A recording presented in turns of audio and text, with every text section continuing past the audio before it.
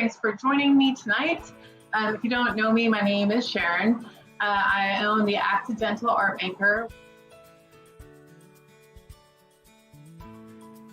which is a website which sells art supplies, mostly ironwork and design stuff. So I've been upcycling and flipping furniture for about 8 years now. So I thought I would start out tonight. I wanted to share with you this piece I was supposed to start painting yesterday, but she's been very high maintenance. So I thought it would be fun just to kind of share with you some of the ups and downs when you're taking on larger pieces of furniture. If you're moving from something small like a jewelry box, like a nightstand, there's some things you should take into consideration as you're getting started. And so I thought I would take you guys through that, and I just thought I would share the experience with you. So without much further ado, I'm going to flip the camera around and introduce you to Maxie.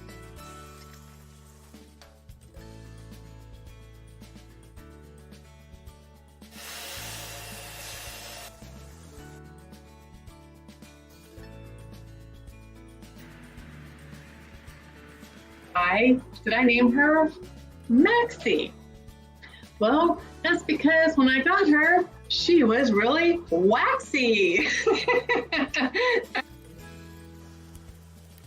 Coming off. And I usually like to do like really low maintenance pieces, but apparently the art universe thinks that I am ready for a little bit of a challenge when it comes to learning how to do prep work. So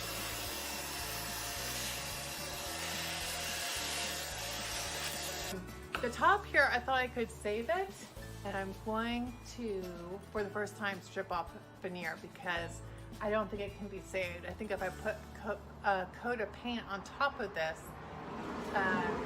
it's not going to last very long. It won't look very good. And there's a nice piece of wood underneath it, so I'm just going to go for it and see what happens.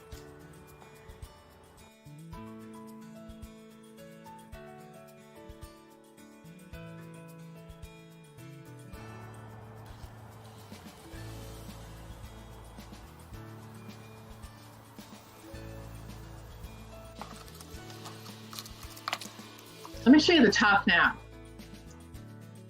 I got all that stripped off. I still have to seal this before I put paint on it, but that was a lot of work. What I'm going into this picturing is a few different colors. I'm starting out one of my favorites, which is Annie Sloan Chalk Paint Florence. That these panels right here will be a lighter color, and I'm going to be putting a transfers, and I'll probably be finding new hardware for these, but I do like the metal tassel look. It goes really well with this. Stick around. I'm going to take about a few minutes to take the knobs off and glue this on, and then I'm just going to get painting. Lefty loosey, righty tighty.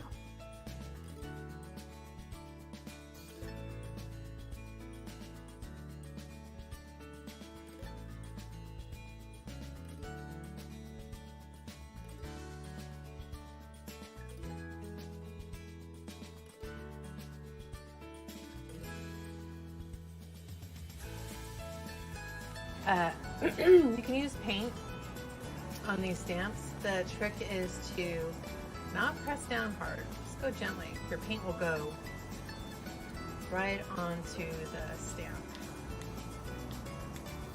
Don't press down because then it gets into the cracks down at the bottom and you don't get your shape. The first stamp. I'm starting a little bit off center because I don't want it to be all, I want it to kind of go off the side of the page. Sorry, off the side of the piece of furniture. Why? I don't know. Why is it? Because it's going to go off one side or the other. I'll have them go off both sides. Pretty. See how I can hold this up now like this, and I'm coming out to the side. I'm going to gently bring it down here. I want them kind of touching. Press my stamp in. Here we go. And now we just need a little bit down there on that side.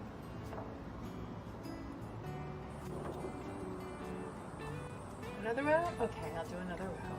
What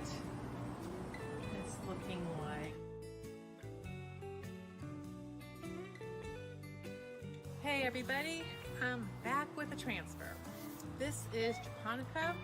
It is an oldie but goodie. It's a 24 by 33. Japonica it's a very feminine and light and airy transfer. But this is what's going to be going on Maxie, and I'm super excited to show you how I do it. Okay, so Japonica comes in a tube. Get your little transfer stick with it. Mindful before I start cutting her up. Okay, 24 by 33. Now comes the fun part where I'm trying to figure out what will go where on Maxie. And as you watch me work, you'll see that I'll be making some editing decisions around what stays and what goes across the top. I don't want to use up my whole transfer on the top. I want to use it around the whole piece of furniture.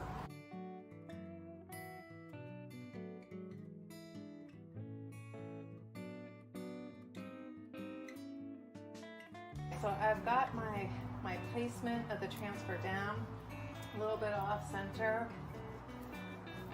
You can see the stamps coming through the background.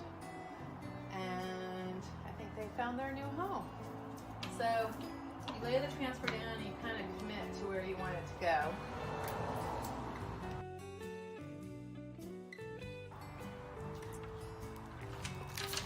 Voila!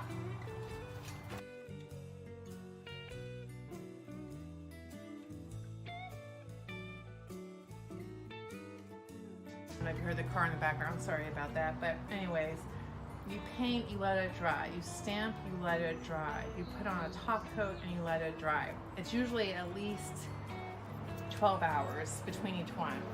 It depends on where you live, what the weather is like. Are you inside? Are you outside? Read the directions on the products that you get to make sure that you're accommodating your environment for dry time.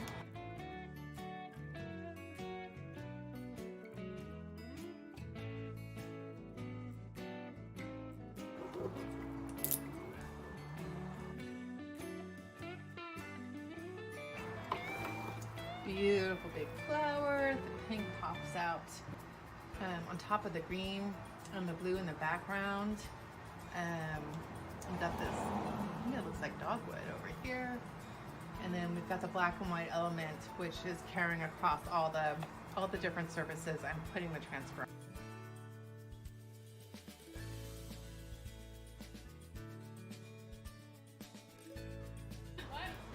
Oh, nothing. I'm just talking to myself. Okay. All right, bye.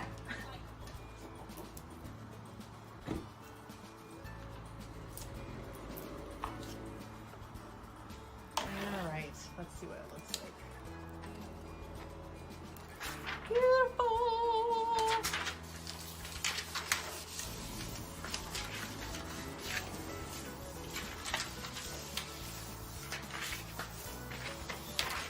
Ta-da! That was hard. Okay, break time.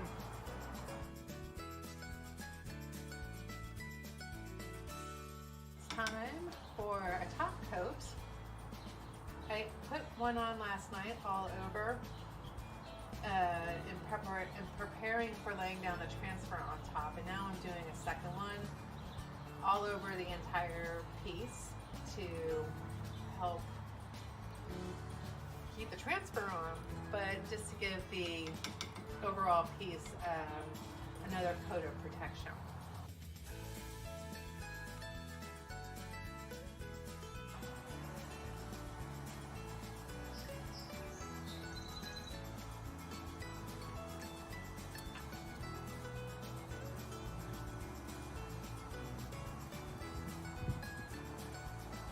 Now I'm going to wrap up for the night. Have a wonderful evening, everybody. It was nice hanging out with you, and I hope to see you on my next live. Bye.